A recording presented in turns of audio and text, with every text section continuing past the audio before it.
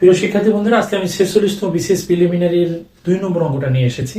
এই অঙ্কটা মূলত নবম দশম শ্রেণীর গণিত বইয়ের সূচক ও লগারিদম অংশ থেকে নেওয়া হয়েছে এবং হায়ার ম্যাথের 9.1 যে সূচক আছে সেখান থেকে নেওয়া হয়েছে। তো চলুন অঙ্কটা করা যাক।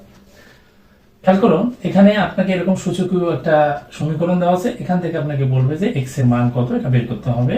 যেহেতু এমসিকিউ, সুতরাং অপশন দেওয়া থাকবে। তো আমরা চলুন সমাধান করে নেব। সমাধান করার সময় আমরা খেয়াল করব, এই যে 1/2 আছে, 1/2 এর জন্য একটা সূত্র আছে। কি সূত্র আছে আমি একটু এখানে লিখে দিচ্ছি আপনাদেরকে। আমাদের সূচকের ক্ষেত্রে যদি a পাওয়ার -1 থাকে বা a ইনভার্স 1 থাকে, এটাকে লেখা যায় 1/a লেখা যায়, অর্থাৎ 1/a টাকে লেখা যাবে a ইনভার্স 1।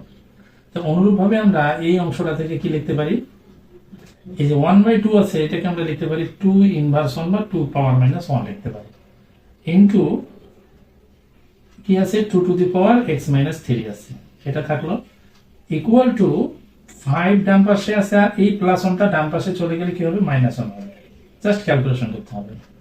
এরপরে সূচকীয় রাশির ক্ষেত্রে আরেকটা আপনার সূত্র আছে। কি সূত্র আছে, যদি বেস একই রকম হয়, অর্থাৎ a টু দি পাওয়ার ধরলাম একটা পাওয়ার হচ্ছে m ইনটু আপনার আমার বেস একই, দেখেন বেস একই রকম না, a টু দি পাওয়ার যদি n থাকে তাহলে এটা ইকুয়াল টু কি লেখা যায়, এটা ইকুয়াল টু এই যে বেস আছে, বেস এটা কমন নেওয়া যায় আর পাওয়ার গুলো গুণ থাকলে যোগ করতে হবে, অর্থাৎ m প্লাস n লেখা যাবে। ওকে, তাহলে সেক্ষেত্রে আমরা কি করতে পারি, এই যে দেখুন দুইটা 2 বেজে আছে, মিল যেহেতু আছে, তাহলে আমরা এখান থেকে কি করতে পারি, 2টা কমন নিতে পারি এবং পাওয়ার গুলো যোগ করে দেবো। সেক্ষেত্রে কি আছে -1 এবং এটা যোগ করে দিলে কি হবে +x প্লাস a - -3 এরকম হবে, ইকুয়াল টু 5 থেকে 1 বাদ দিলে কত হবে 4 হবে।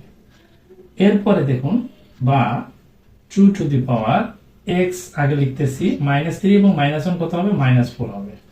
এবং এই যে আমরা ডান পাশে 4টা দেখতেছি, 4টাকে কিন্তু আমরা ভাঙলে কি পাবো, দুইটা 2 পাবো, অর্থাৎ 2 × 2 পাবো, যেটাকে আমরা 2 এর উপর স্কয়ার দিয়ে লেখা যায়, তাহলে 2 স্কয়ার লেখা যাবে। ওকে, এটা করার আরেকটা কারণ হচ্ছে সূচকের ক্ষেত্রে যদি বেজের মিল থাকে, বন্ধুরা আমি সূচকের জন্য বেসিক ভিডিও দিয়েছি, আপনারা একটু কাইন্ডলি দেখবেন, তাহলে বুঝতে সুবিধা হবে। এই যে 2 এবং 2 বেজে যদি মিল থাকে, মিল থাকলে এই বেজগুলো বাদ যায়, অর্থাৎ এই দুইটা 2 এ বাদ যাবে। তাহলে বাদ দিলে বাদ থাকতেছে কি, পাওয়ার ইকুয়াল টু পাওয়ার হবে, অর্থাৎ x - 4 ইকুয়াল টু হবে আপনার 2। তারপরে আমরা কি লিখতে পারি, বা এই যে x - 4 ইকুয়াল টু আমরা লিখতে পারবো 2।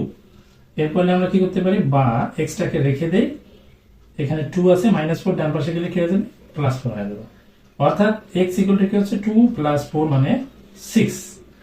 এবং আমাদের অপশনে যদি আমরা একটু খেয়াল করি x এর মান কত, দেখুন অপশন ঘ তে দেওয়া আছে 6, সুতরাং আমাদের অ্যান্সার হবে আপনার ঘ।